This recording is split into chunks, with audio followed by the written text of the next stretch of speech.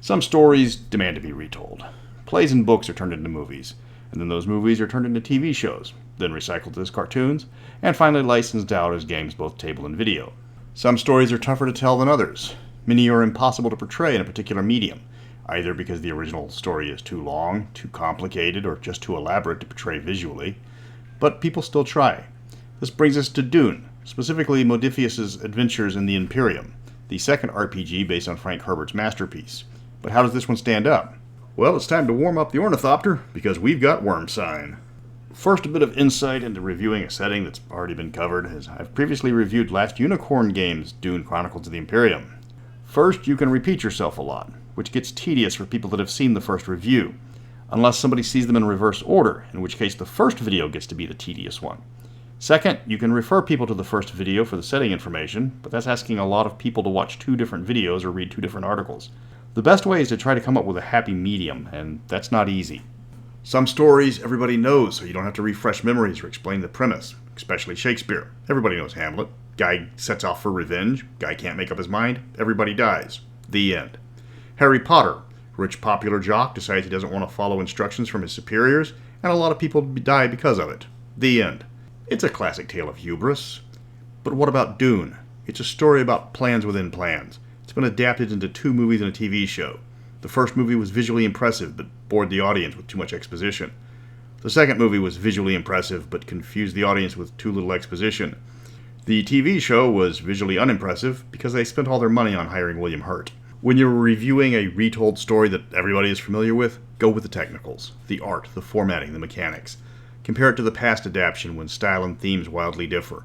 Normally this is so people can decide which one they want, but as the first RPG is not readily available due to its high cost, it's more of an exercise in your powers of observation. Modiphius cannot get the story wrong. It's already been told. But they did create the game system, they designed the book, and they try to make it as pretty as possible. That's what a reviewer looks at, the things that the game producer can change rather than the immutable world that they have to adapt. That bit of advice comes from years upon years of watching Macbeth, The Glass Menagerie, and Raisins in the Sun over and over again, and still having to fill out a full page with a review without repeating myself too much every time.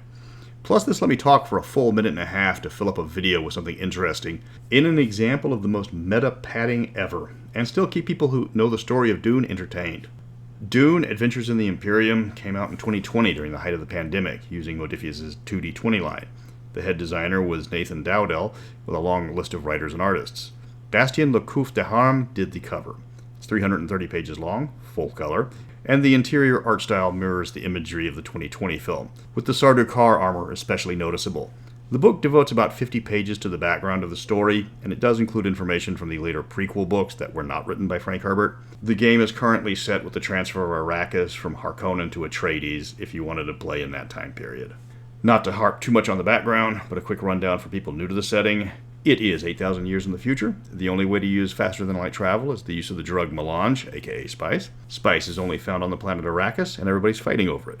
Combat is mostly hand-to-hand because personal shields stop bullets and go nuclear if shot with lasers. The galaxy is ruled over by a feudal emperor, and there's a lot of politics behind the scene. Now back to the game. Adventures in the Imperium starts off with everyone being from the same house, which makes a lot more sense than the Last Unicorn catch-all method.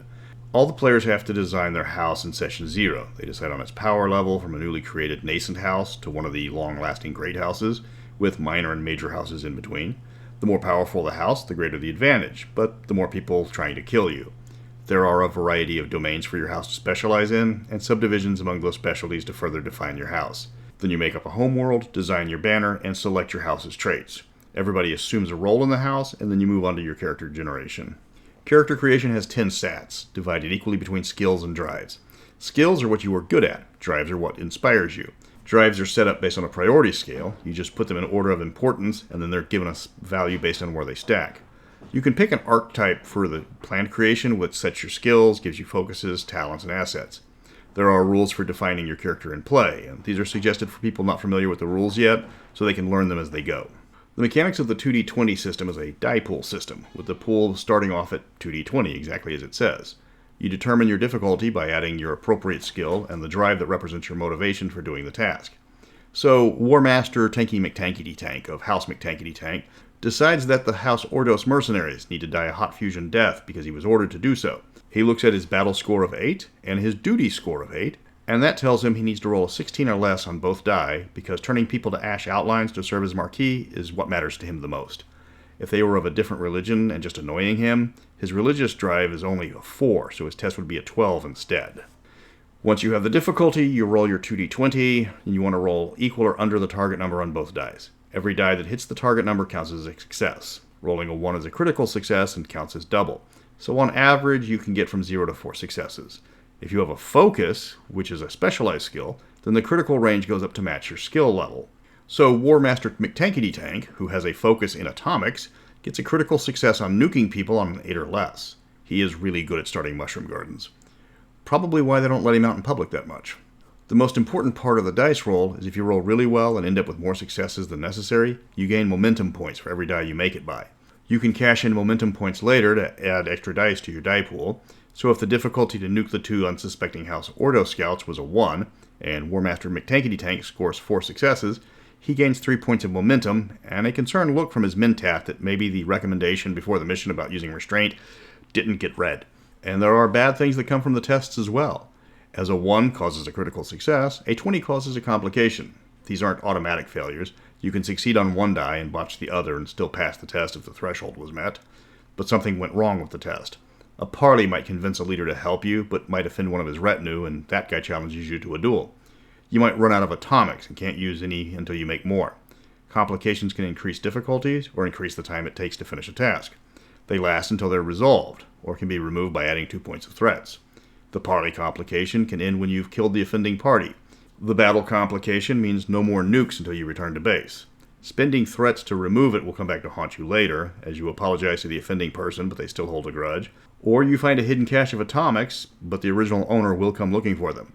It's a storytelling mechanic, but it provides new plot points to manifest naturally. Threats are generated by players spending momentum or rolling complications. These are potential problems you can throw at the party if they're having an easy time of it.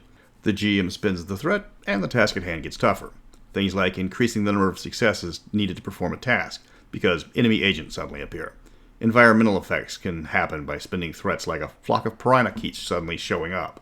A rival house decides to make your life difficult, or anything similar like your feuding kids calling you every 30 seconds with their side of the story while you're briefing High Hetman of Guild Hungadunga, Hungadunga, Hungadunga, and McCormick. That's most of the settings, but how do they translate to Dune? Dune isn't like most science fiction settings. There's no great space battles, guns are rare because of the shield technologies, and because of the restrictions on open warfare, you're not going to have these mass battles that often. Combat in Dune is hand-to-hand and frequently man-to-man. Compared to Last Unicorn, this version of Dune is pretty simplistic. You hit or you don't. There's not a lot of maneuvers or positioning involved. Stab a mook and the mook dies. Against a foe with a name, it's dueling dice as it's a race to hit a number of successes. Modiphius's Dune is hampered by their zone system, which is similar to Free League's version in the Aliens RPG.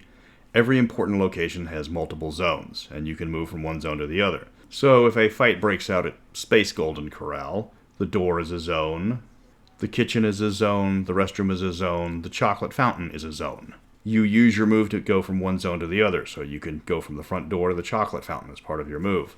This is good for settings when you've got people dashing from one place to the next, but Dune is a setting where combat is more of a dance than an action scene. There's room for mass combat, but in Dune that's rare. You need permission to invade your enemy because somebody else controls all the FTL travel. This combat system is quicker, yeah, sure, but combat was a major part of Dune story-wise. Even the training sessions was a major part of the narrative, rather than just rolling dice until somebody racks up a certain number of successes. The 2d20 system doesn't really fit well in the Dune universe in this regard, as Dune needs a degree of detail to capture the fights between Paul and Fade or Gurney and Paul. As this game is still being produced, listing what's missing isn't applicable, because the minute I mention there's no battle pugs at all in this game, the very next book could be Terrifying Weapons of the Dune Universe, with a section on the care and treatment of the noble battle pug. What it does need is a source book on the expanded universe. They probably have a restriction on what they can actually add to the lore from the Herbert estate, but there are plenty of worlds and similar from the prequel books that a lot of people aren't familiar with. The core book does visit a handful of worlds, but players want their own great quest. They don't want to have to constantly relive the Spice War. Unless you can steal from the amazing Dune 2 battle for Arrakis and send every great house to Dune to see who can harvest the most spice at the same time, and winner takes all, then do that. It's hard to judge Dune as an RPG because it's a setting tied to a system. I haven't looked at the other 2D20 games, so I don't know how the rules change from game to game. As I've said many times in my videos about the various D&D settings, you change the rules to fit the setting, you don't change the setting to fit the rules. It's got hard rules for politics, which is normally something that's only done through roleplay. The people that love Dune will probably already own a copy. Those looking to play this game are going to buy it because it's about $1,000 less than its predecessor. It might never expand on the setting, though using the prequel books would be a great source of material. Of course, Modiphius could be hampered by the licensing agreement and just can't expand the universe. But that would be a problem for any game company who buys a license. Again, licensing always creates problems. Next up, I'm looking at the latest offering from Tricube Tales, going back to the land of at least a few of my ancestors. A Welsh werewolf in Lanfar Pushvin Gilio Gogoger Shunderbush Shantasilio Gogogok. But remember, he controls the spice cabinet, controls Whole Foods.